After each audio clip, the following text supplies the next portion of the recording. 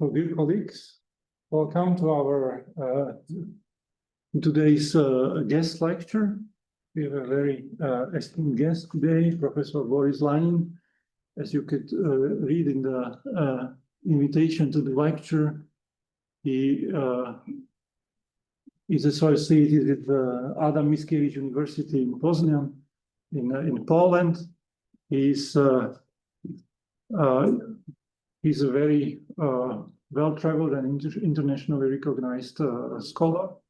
He also publishes several languages. I had to write it down. I will probably not be able to enumerate all of them. Russian, English, Polish, French, Japanese, Korean, German, and Serbian. And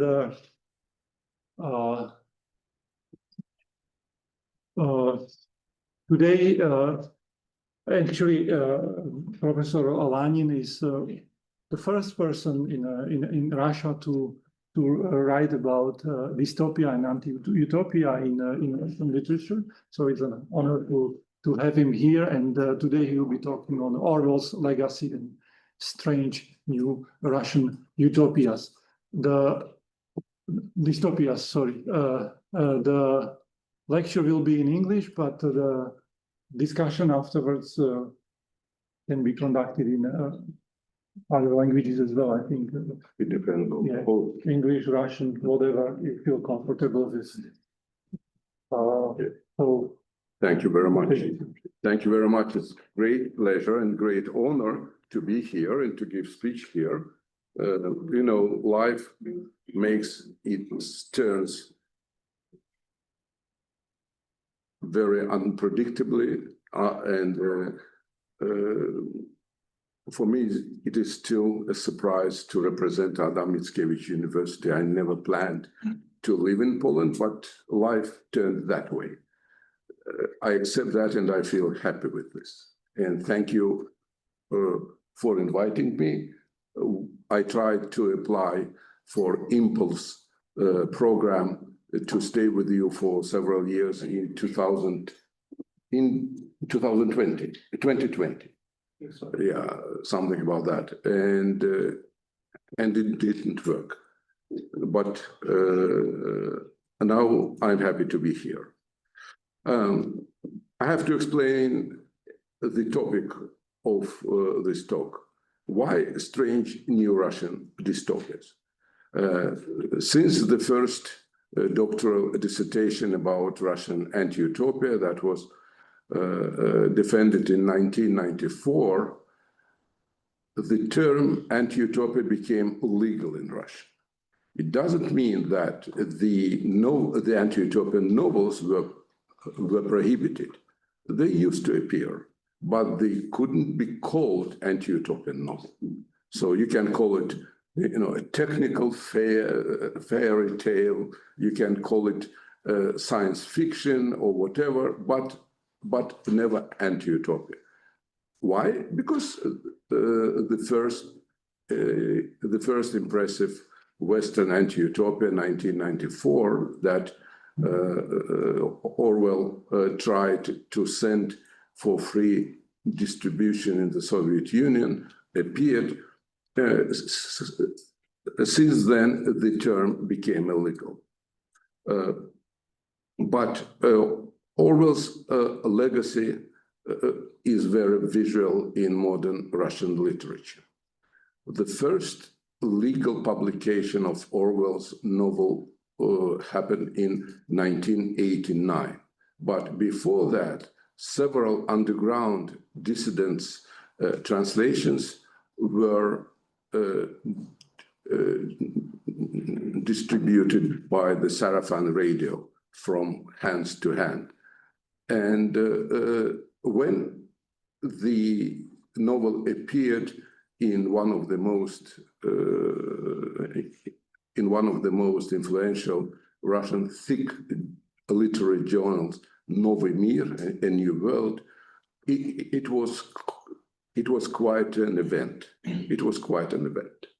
And since then, for many years, many writers understood that the recipe for a new successful novel is very simple.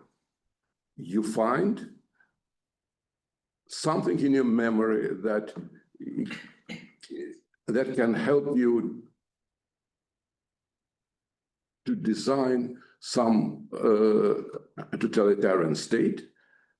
You can invent a dictator and give him something different from a dictator, and you can find a hero. Hero is always lonely, he is always weak, he is always, sometimes he's even sick, but that makes him a hero.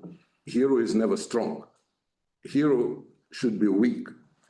And it is very easy to write a new dystopian novel.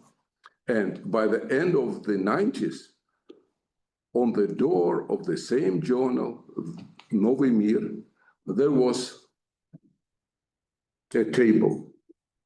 No more anti-utopias, please. So the storm of new anti-utopian novels was so strong that the publisher decided stop publishing those novels. It happened at the edge of the century. And since then, nevertheless, anti-utopian novels appeared. They transformed, they became strange. New dystopias or anti-utopian novels in the 21st century, lack of the dictator, there is no dictator. Big brother, where is the big brother? No big brothers in new Russian dystopias. Where is the hero? There are no heroes. But what is there is a social experiment. That social experiment makes us creative in choosing the research tools to write about dystopian novels. You know, in the past, if somebody had in hands Hannah Arendt, he was absolutely ready to write about any dystopian novel. But in the 21st century, Hannah Arendt is not enough. You have to find something new. You have to show something more impressive and more additive to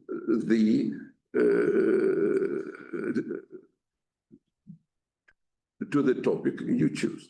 Let's check the slides. So, utopia and reality. Well, you can see the slide. There is no sense of reading that, but for the Russians, dystopia is always an instruction. And one more thing, if you write about dystopia, sometimes, well, I remember in early 90s, everybody asked, do you think that Andrei Platonov, Kotlovano, Chevengur is utopia and not dystopia, not anti-utopia? Anti-utopia always includes utopia. There is no anti-utopia without detailedly described utopia inside. To disclose something, you have to describe that first. First step is description. Second step is disclosure.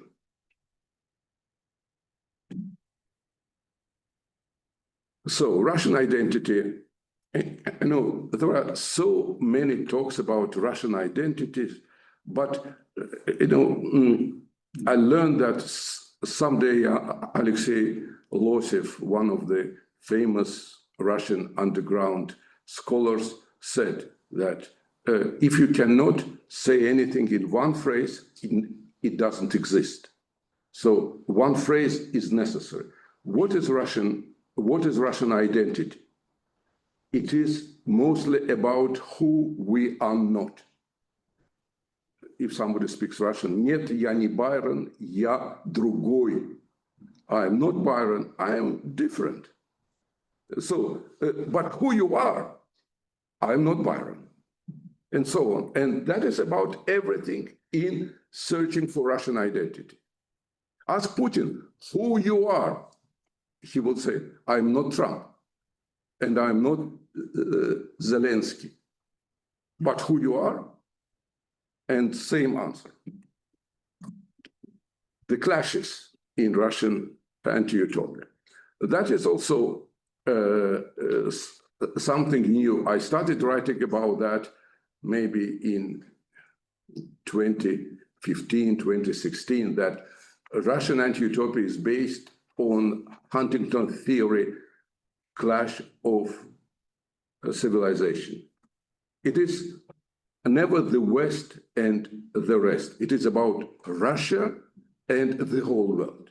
Russia against the whole world. And borders are not confined to geography in Russian dystopia. There are various divides between beliefs, civilizations, and state orders like empires and democracies. And Alexander Etkin, who is probably a really remarkable scholar, still living, still working in Vienna, he wrote that that anti-utopian genre has got very deep roots.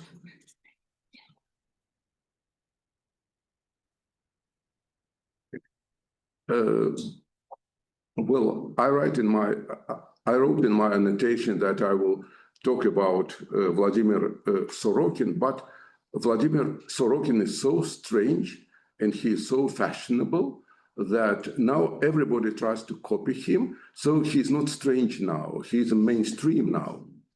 And it is not my point, to describe mainstream. You can, just Google the mainstream of anti-utopia.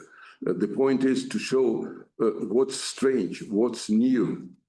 Certainly, tellurium nails, in every head is certainly strange, but it is not new. It is just a metaphor of propaganda. It is, and the effect of tellurium nails is also not strange. It is just a drug. And people are ready to sell out everything to get money for this drug. But it is not strange. Now it is just a mainstream, and certainly Sorokin, who celebrated this year, he celebrated his 17th anniversary. He is a living classic. Of course, his books are in the fire, are burned. He lives in Germany, the best place for for the Russian immigrant writers to be creative is to live in Berlin, and young writers write their works looking at him and trying not to copy him. Just a phrase about Dugin, because certainly Dugin is just a curse for Russian humanities, because I remember his door in Moscow State University with the table "conservative studies," and it was quite a phrase, I'm doing conservative studies. I'm not doing modern studies. I'm not after that. I'm not interested in modern studies and modern research. I'm doing conservative studies. And I remember my first visit to Sweden, where a scholar, now chair in Uppsala State University, chair of Russian studies, she told me, the world doesn't understand Russian thought, okay, I heard all my life, I hear about Russian soul. Okay, that tale is very popular. Nobody understands Russian soul, but Russian thought, okay, what are you talking about? Russian thought was Dugin and Prokhanov, two ultra-conservative writers who really are godfathers of a recently started war against Ukraine. Okay, later. And borders in anti-utopia, separate country from the whole world. You know, it started, well, I remember when it started. It started in 1922.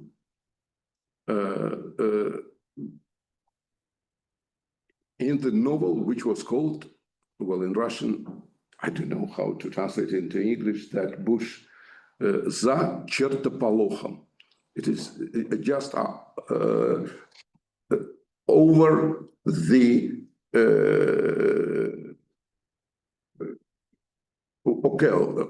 over their Bush wall. It was wall like Bush wall that you cannot get through and so on. It is very rare plant, probably I never saw in my life. За чертополохом, and which country is за чертополохом? Russia, of course, Russia. And four Western scholars, and one of them is ethnical Russian, he tries to get through that wall to look what happened to Russia after revolution. And they get through, and they see that the Red Revolution failed, and Tsar is in power. Nobody wears leather shoes. They wear lapti, homemade something, which is really very good on the wall as a souvenir, but not on your feet, And they took a telephone, but they call it the other way. They fly planes, but they call planes other way, and so on and so on. So the life is normal. It is better than normal. But there are no communists and no Jews. So you can understand that in 1922, they had complete fascist ideal of state, without Jews and without communists. Who wrote that utopia?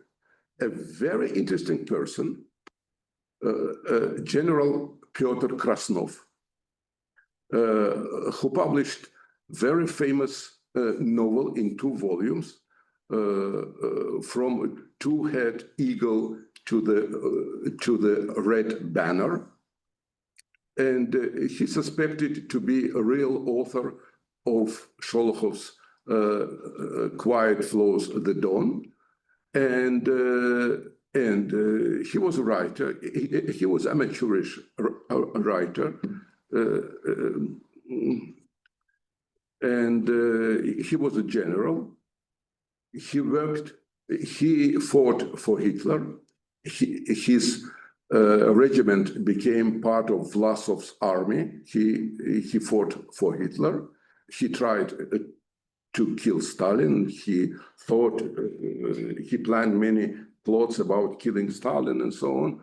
And he was captured after the war, and he was hanged by the piano string, in a yard of KGB in the center of Moscow on Lubyanka. So for him, border was something that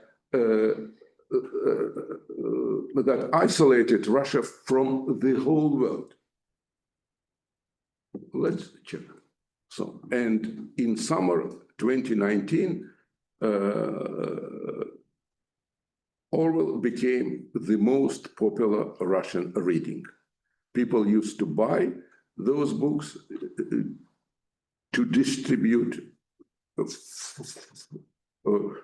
for free on Moscow boulevards. That was the last summer I spent in Moscow. Then I left and never came back to Moscow. That was the last hope to do something, to change something. You can see a young girl with Orwell in hands. You know, so Orwell's dream that his books will be distributed for free to overthrow Stalin turned another way. They were distributed for free to overthrow Putin. Okay, what is, well, everybody knows what it is, but I had to do this. Dystopias in contemporary Russia, several slides, okay? If you need, please make copies. If not, we go further. 6 aspects of dystopias.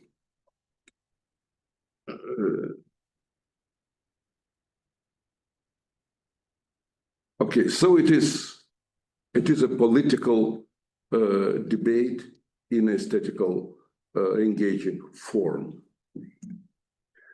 The hero of dystopia is always eccentric, and he behaves according to Bakhtinian carnival. The dystopia is distinguished by its emphasis on the individual, his or her hopes, and the individual in the dystopia is always opposed to his or her environment. The ritualization of life, another important feature. And then pseudo-carnival, that is a term that I offered probably in 1990, 1991. The point is that Bakhtinian carnival is based on laughter, and pseudo-carnival is based on fear. And that is most acceptable atmosphere to describe the atmosphere within the dystopian novel. Finally, theme of sadomasochism. It started, by the way, from Zamyatin's We, where the main character feels pleasure with pain. But certainly all of them are Dostoevsky's, grandchildren, who feel pain, from toothache and so on, and from other kind of feelings. Dystopian state of exception. I decided that the previous description of the dystopian novel is not enough. Not all of them are dictatorships. So Hannah Arendt sometimes is useless, and I have to do something else. And I found that term state of exception. So it is something, on halfway from freedom to democracy, and total dictatorship. It is something where the dictator tries to offer his own laws without approvals of parliament. In a judicial term, that is state of exception. But for us, sometimes this is the best way to describe the situation in the anti-utopian novel. The guy who offered that term, he published a very important book in 1922, Carl Schmitt, and he became the favorite Hitler's lawyer, by the way. But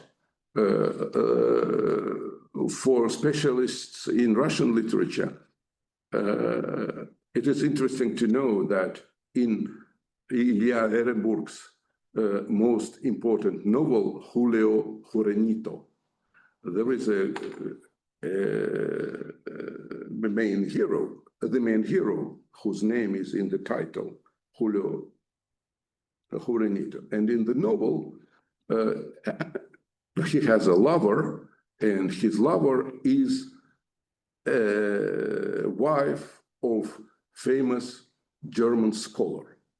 So that is Carl Schmitt's wife, and Julio Jurenito is a famous Brazilian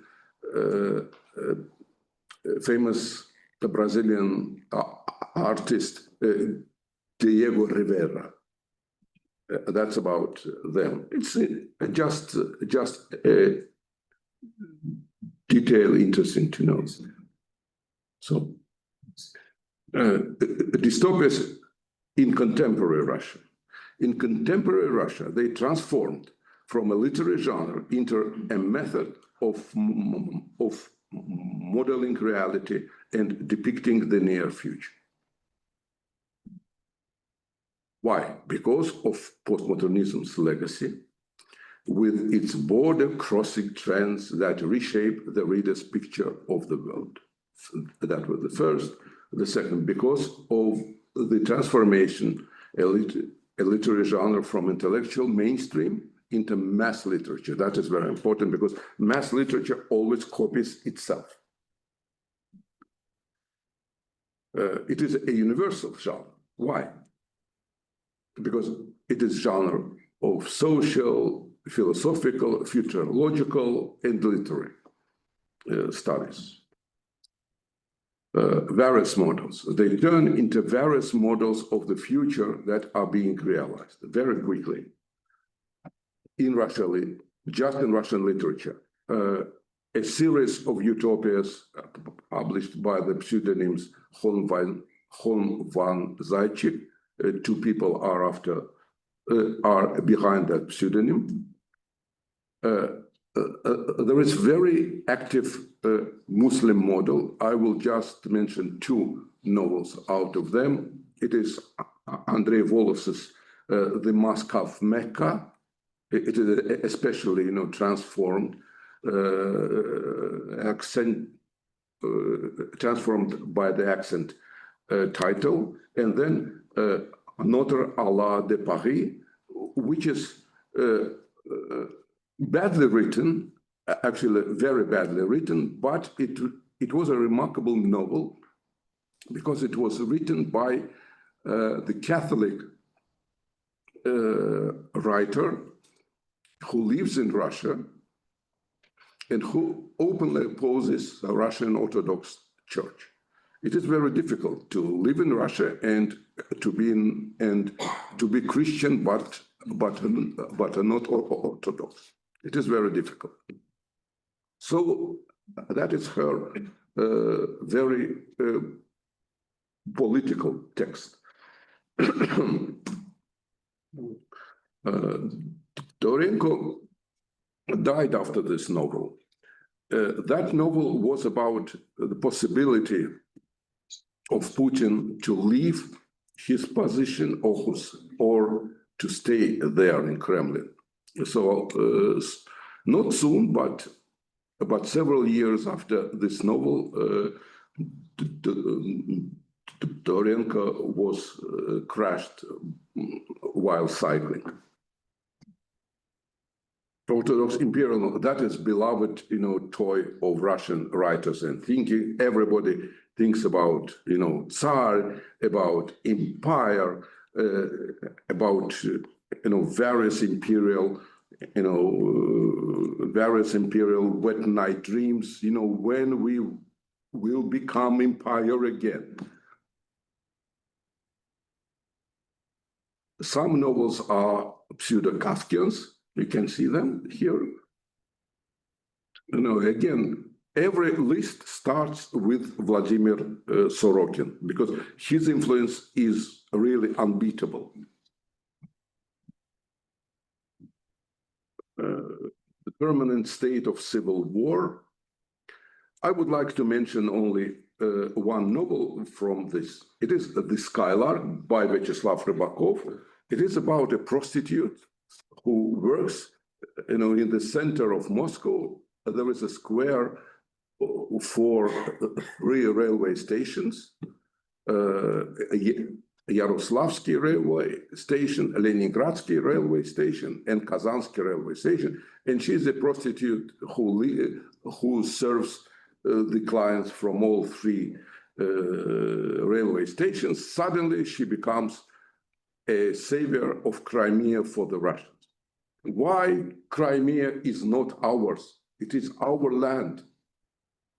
And it is a novel of 1999, 15 years before the capture in Crimea. And she raises crowds, and the crowds walk, in a pilgrimage to Crimea, to seize Crimea and to pull it back to Russia. But let me remind that in 1980, a dissident writer, Vasily Aksionov, already wrote An Island of Crimea. And that novel was about Crimea that wasn't a peninsula, but an island. And the fact that it was an island saved the population from the Soviet state. And they became normal. They became westernized, free, funny, lucky, sexually free too, and non-communist state. But certainly the presence of huge empire armed to teeth made them change their opinion. And first, the elder generations, then younger, they start feeling something like nostalgia for real empire, that, okay, that freedom, it makes us free as the Western people are. But we are more than Western people. But we are the Russians. We have empire in our blood, in our genes. And the novel ends with the intervention of the Soviet army that captured Crimea and makes it part of the USSR. So Crimea was kind of very touching, nerve point, in Russian literature, even before invasion in 2014. Okay, literature, escapism. Okay, well, again, Vladivostok. Is Vladivostok still Russian, or it has its own fate? It is so-called the third path between Russia and here a Japanese empire. Can we find our own third path? Yes, and they found that path, and that third path is based on Chinese dumplings. From Chinese dumplings, which are really stolen, Russian pelmeni, we can establish our identity, and so on and so on. Okay, Mikhail Yuriev, he was crazy a little bit, he was crazy. He was vice speaker of Russian State Duma, and he used to publish novels, and his novel, The Third Empire, was really about Third Russian Empire, when they invented super arms, super bombs that will close the whole history, but not in Francis Fukuyama's way, but in a special Russian way. And after that, everything will be closed. Only 5 states will remain. So the largest, that includes America, includes Asia, includes Europe, will be Russia. All others will divide Australia. Sorry. Don't be sorry. It's nice music. Be happy. Okay. Well, I already said about Crimea. And do I have time? Yeah. Okay. The first strange utopia I wanted to say, to tell about is Dmitry Danilov's Sasha Hello. Let me recommend you a film or a theatrical performance, which is called A Man from Podolsk. Podolsk is a small sleeping region, in Moscow outskirts, where people only sleep and they work in Moscow. And they commute every day. Well, 30 minutes or 40 minutes or full hour, it depends. And the hero of that novel, Человек из Подольска, a man from Podolsk, he is captured by the police. And they start, educate him. You should be proud of your city. Why should I be proud? I cannot even work there. I commute every day to Moscow to make my petty money. No, you should be proud. You should know your history, when your city was established. Who knows? Who knows? You will stay here until you learn it. And he's just captured. He stays, there in prison until he learns all that useless shit. And only after that, he's out, and the next policeman stops him, and the same talk, starts again and again. Well, Dmitry Danilov started as a journalist. He started as a tea bags seller. He used to get, tea from some storage and travel around Moscow to sell, pack by pack, to make sometimes 10, sometimes 20 euros a day, and he was happy. And while traveling, he started writing. And it worked. It worked, sometimes it happens. In very rare cases. Here, Sasha Hello. Who is Sasha? And what is Sasha? Well, right. Well, I have to read.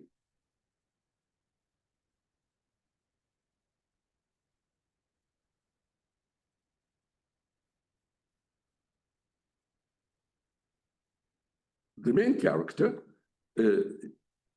Sergei Petrovich Frolov, is headed to court. He hears the sentence of an emotionless computer judge for engaging in sexual relations with a girl under the age of 21. Don't be envious, he is sentenced to death. These are new laws of the society in which he lives. He cannot appeal, useless. He will appeal to the same electronic judge. He's doomed. He's doomed. He's educated. He's a university professor, and he knows what he was doing. Actually, he doesn't know. Actually, he's very emotional. No. He is sentenced to death, but nobody knows when he will be killed. He must go to a special combinat. He will stay there until he will be killed. He can order food, he can make money, he can continue teaching in his university because he's a good teacher. And certainly he will not be engaged in any relations while he is in that combinat, which is actually a prison. But every day he has to walk. He has to wait, to went out and to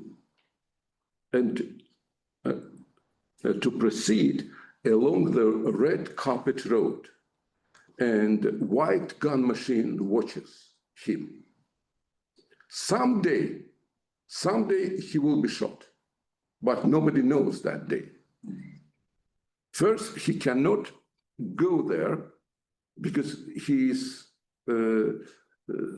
simply smashed and crushed, and he is visited by mullah, by rabbi, by Orthodox priest, and everybody says, we can do nothing. We don't know, what should we say? They told us to come and we came. Do you need any help? No. Okay, bye-bye. And he has a psychologist, a very nice girl. And she says, don't talk to me much. I hate you. Well, I hate you because I think about various different nice things, and I have to console you. Why? So he stays there and he works. He gives call to his mother. She said, you're still alive. Huh? Interesting. I didn't know that you are alive. Well, actually, I'm having my soup, and you are calling in bad time, you know. Okay, excuse me, mother. And then we understand that this novel has no end. It is a dystopia because we have isolated territory, we have a weak hero, we have a dictatorship because electronic judge is unbeatable. You cannot turn down his verdict. But it is a metaphor of our life. We live and we never know when the gun machine shoots. And that is the strange nature of this novel. Because we have a dictatorship, but we don't have a dictator. Why Sasha? Because that gun machine has got already a nickname. His nickname is Sasha. And every day he walks out, he turns his head and, Sasha, привет. Hello, Sasha. So that is the first strange novel I wanted to tell you about. It is short, actually, but for me, it is not only short, it is very deep. It is very deep.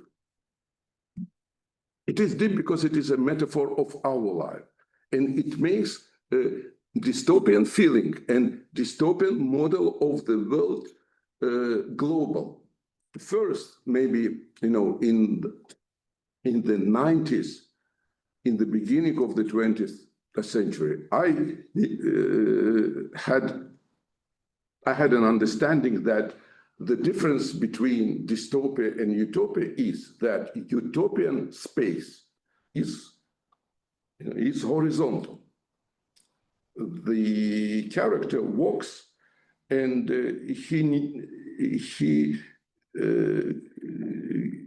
he gets acquainted with various different people and things and works and games. And anti-utopia has got a vertical model, and that is the principal difference between utopia and anti-utopia or dystopia. But now I see that it doesn't work. What works? Maybe the theory of blank space and striated space work here. That the striated space is a space of control, and blank space is a space of freedom. Well, it is Guattari's theory, you know, in his, 2 volumes book. Maybe that will work. I have to think about that, because the point is not to declare something, but to raise question and to hear, feedback from the audience. So maybe that will work. Okay, we go further. the electronic execution, I already told you about this, legal system, AI judge, automated prison, so on and so on. That is important. This is a relatively new dystopia by Alexeja Konakova Tabiya Tridsaťdva. It was written in 2024. The idea is that he, living in St. Petersburg and being an engineer in hydro turbines, he writes after working hours. That is very, very unusual for modern Russia. He's an engineer and he likes his job. And he doesn't think about immigration or whatever, but he writes about Russia after failure, after total failure. Russia failed. And the UN put Russia under quarantine. 100 years, the Russians cannot travel. They cannot cross the border. They should stay there and learn their lesson. And a special committee has been established when they decided that the root of all troubles for the Russians is Russian literature. Since then until now on, no Dostoevsky, no Tolstoy, and no Pushkin, please. They are prohibited, they are banned, they are eliminated, they are burnt out. They should be clever, they should think, they should establish Russian thought, instead of repeating those maxims, invented by the characters of Gogol and Turgenev and so on, and certainly not things written by Dostoevsky. They should think. How can they learn to think? They should learn chess. And that's why they learn famous chess books instead of books of Russian literature.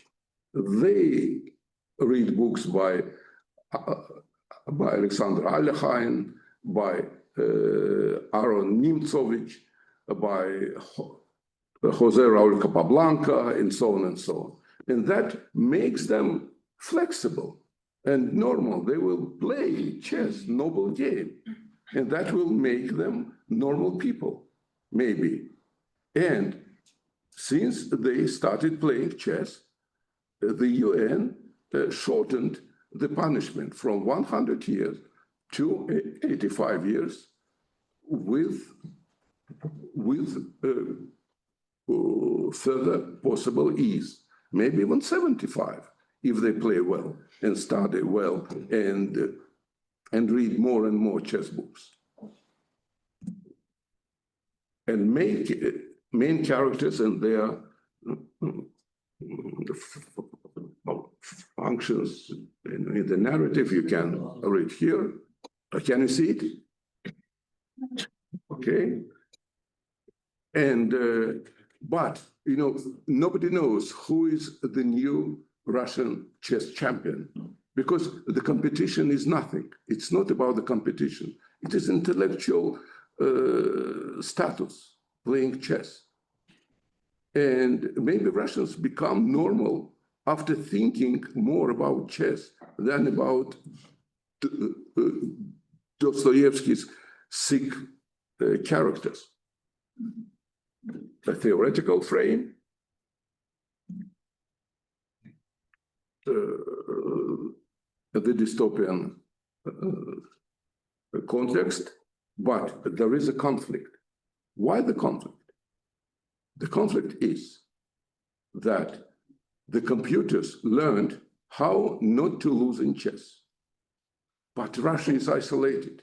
Within Russia, inside Russia, nobody knows that the game of chess is dead because the computers learned how not to lose. They will save any game. You cannot be a winner.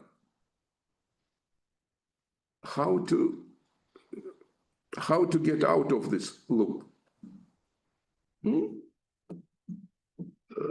There is a way out. There is a way out. The way out is so-called Fischer random chess.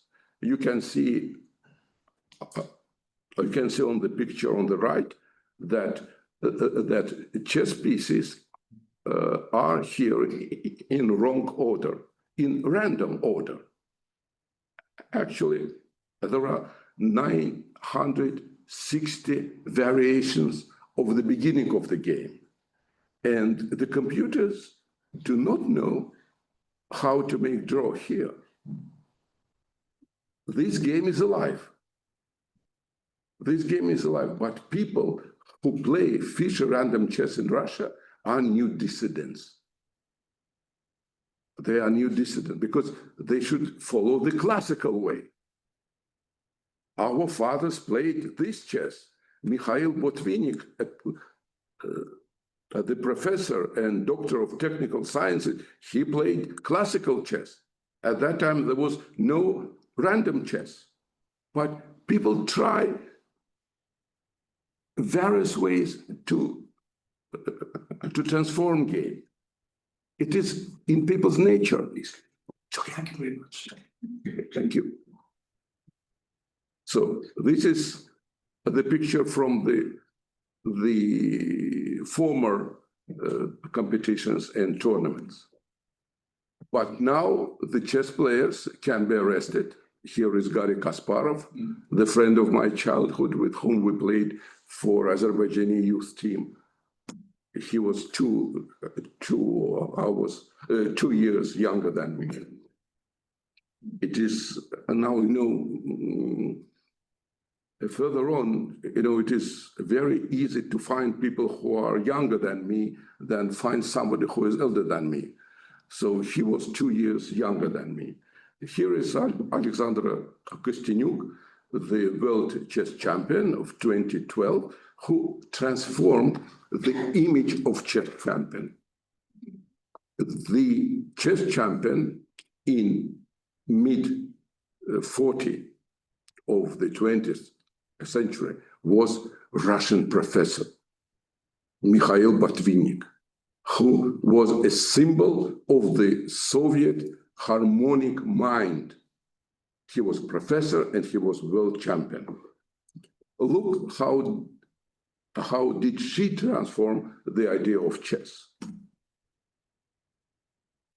She tries to attract new players, and it works. Chess is a strict game, a spectacular game, a mysterious game. But she was a chess champion. Everything was allowed. And what about chess games? Now, a Swedish game for 3 people, you understand that it is very Russian way of playing chess, because the 3 people are needed to have fun with, with good drinking after work, because 1 bottle is 3 glasses. So it is typical Russian norm. I learned it from the very childhood, probably. This is Byzantine chess and hexagonal chess. I played, by the way. I even took part in World Championship in 1989. In 1989, it was also called Polish chess. It was invented by a Polish engineer Gliński. That is very hexagonal. I don't know how to play it. That is very much hexagonal chess. And so you can see that chess can become new philosophy for the Russians. And at the same time, chess, a novel about chess, novel about Tabiya.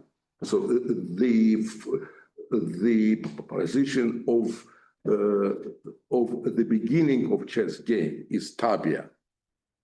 That game can become a a ground for a dystopian novel. Because the main character here, maybe he is good player, maybe he is weak player, we don't know because there are no competitions. The chess is controlled not by the champions, not by the grandmasters, but by the academics. Who is the best player? Of course, professor. And who is the weakest? Well, a student, but he will grow up and he will become a professor. But they never play against each other. Only people who play random chess, they compete, but they can do it only underground. They are dissidents. So strange novels, but still dystopian novels. No dictatorship, but always a tragedy. The main character dies. He commits a suicide. He found secret paper wrote by a former world champion Kramnik, Grandmaster Kramnik, where it was written that it is impossible to win at modern chess, and everybody has to switch to chess 9-6-0, and he commits a suicide. So I think that Russian dystopia is not on pause. The writers are in search. They are seeking new ways to establish, to pour out their fears of reality. And certainly, a dystopia is kind of a Freudian coach, where current intellectuals lie to pour out their neuroses and their fears. And that is probably the cultural role of the dystopian genre in Russian literature in the last 40 years. Thank you very much.